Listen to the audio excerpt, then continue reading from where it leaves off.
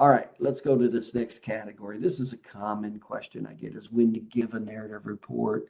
You only give narrative reports at MMI. Now, one of the problems some of these attorneys do when they don't understand how this works and how valuable this can be is they'll try to get you to stop the patient from care prematurely before they've finished the 3 phases of healing. Because do you think the attorney understands the 3 phases of healing? No.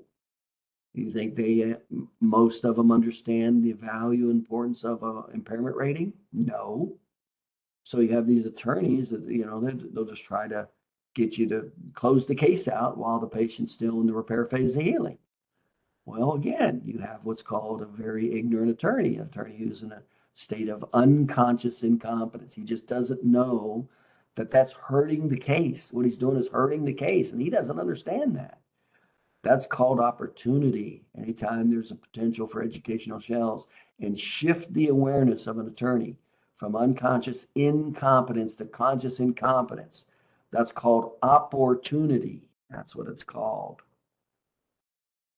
Okay, so when it's at MMI, so we want to give it an MMI, and we kind of go into that's based on the science of the 3 phases of healing, and we explain that separately. We said as a bare minimum, I'd feel comfortable giving it in the remodel phase at the end of a secondary exam with no improvement. That's as an example.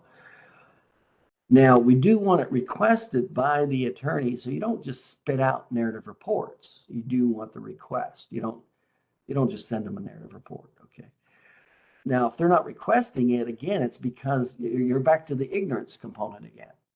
So we've got to step them up, and so they understand the value of this, that this is not a medical report. In other words, it's not an overpriced medical report. That's what most doctors give. An overpriced medical report. That's why they don't value them.